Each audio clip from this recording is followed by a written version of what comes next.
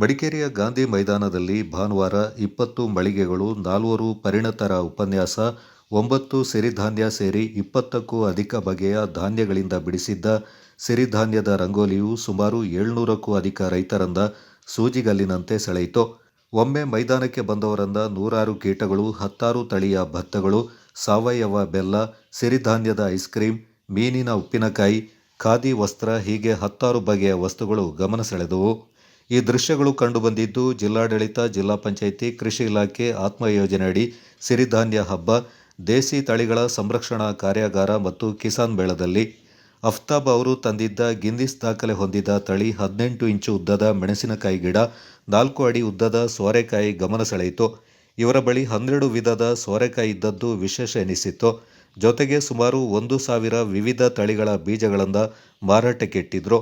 ಗರ್ವಾಲೆಯ ಪೂರ್ಣಚ್ಚ ಅವರು ತಂದಿದ್ದ 10 ತಳಿಯ ಕರಿಮೆಣಸು, ಅರ್ಚನಾ ಮುತ್ತಣ್ಣ ಅವರ ಸಿರಿಧಾನ್ಯದ ಐಸ್ ಕ್ರೀಂ ಹಾಗೂ ಸಿರಿಧಾನ್ಯದ ಇತರೆ ತಿನಿಸುಗಳು, ನಮಿತಾ ಅಯ್ಯಪ್ಪ ಅವರ ಮೀನಿನ ಉಪ್ಪಿನಕಾಯಿ ಹೀಗೆ ನಾನಾ ಬಗೆಯ ತಿನಿಸುಗಳು ನಾಲಿಗೆಯನ್ನ ತಣಿಸಿದವು. ಕೃಷಿ ಇಲಾಖೆ ಇರಿಸಿದ್ದ ಚಿಟ್ಟೆಗಳ ಚಿತ್ತಾರ ಮಕ್ಕಳ ಕುತೂಹಲಕ್ಕೆ ಕಾರಣವಾಯಿತು. ಇಲ್ಲಿ ಪಾತರಗಿತ್ತಿಗಳು, ಉದ್ದ ಮೀಸೆಯ ದುಂಬಿಗಳ ಸೇನೆ, ಇರುವೆ, ಜೇನು, ಕಡಜ, ಚೇಳು ಸೇರಿದಂತೆ 700ಕ್ಕೂ ಅಧಿಕ ಬಗೆಯ ಕೀಟ ಪ್ರಭೇದಗಳಿದ್ದವು. ಗೋಣಿಕೊಪ್ಪಲಿನ ಕೃಷಿ ವಿಜ್ಞಾನ ಕೇಂದ್ರದ ಮಳಿಗೆಯಲ್ಲಿ ಸಕ್ಕರೆ ರಹಿತ ಆರ್ಎನ್ಆರ್ ಭತ್ತ ಸೇರಿ 64 ವಿವಿಧ ಭತ್ತದ ತಳಿಗಳಿದ್ದರೆ, ಮಂಡ್ಯದಿಂದ ಬಂದಿದ್ದ ಚೌಡೇಶ್ ಅವರು ಸಾವಯವ ಬೆಲ್ಲವನ್ನ ಇಟ್ಟಿದ್ರು. ಬಿಪಿ ರವಿಶಂಕರ್ ಅವರು ತಮ್ಮ ಮಳಿಗೆಯಲ್ಲಂತೂ 70ರಿಂದ 75 ಬಗೆಯ ದೇಸಿ ಭತ್ತದ ತಳಿಗಳನ್ನು ಇಟ್ಟಿದ್ರು. ತಣ್ಣಿಮಾನಿಯ ಪುರುಷೋತ್ತಮ ಕಾಂತಿಲ ಅವರು ಇರಿಸಿದ್ದ ಜೇನು ಮಳಿಗೆಯಲ್ಲಿ ನಿನ್ನೆಯಷ್ಟೇ ತೆಗೆದ ತಾಜಾ ಜೇನು ಕೂಡ ಬಾಯಲ್ಲಿ ನೀರೂರಿಸುವಂತಿತ್ತು. ಜೊತೆಗೆ ಪೆಮ್ಮಯ್ಯ ಅವರು ಕಾಫಿ ಹಾಗೂ ಮಸಾಲ ಪದಾರ್ಥಗಳನ್ನು ಮಾರಾಟಕ್ಕಿಟ್ಟಿದ್ರು.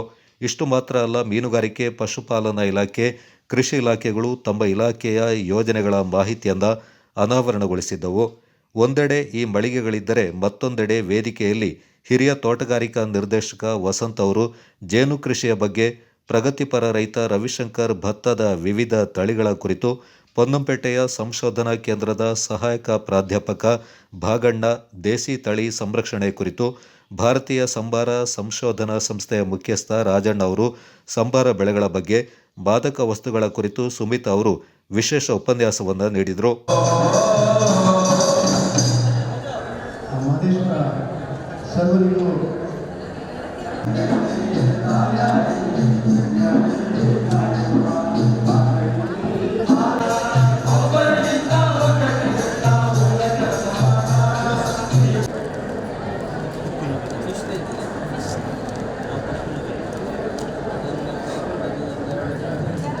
ಎಲ್ಲರಿಗೂ ಮುಂಜಾನೆಯ ಶುಭಾಶಯಗಳು. ಕೃಷಿ ಇಲಾಖೆ, ತೋಟಗಾರಿಕೆ ಇಲಾಖೆ,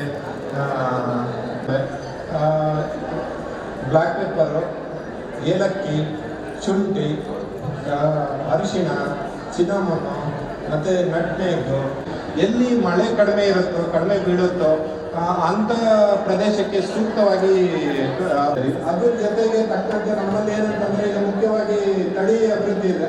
ತಡಿ ಮಾಡಿದ್ದೀವಿ ಎತ್ಕೊಂಡು ಹೋಗಿ ಹಾಕ್ತೀವಿ.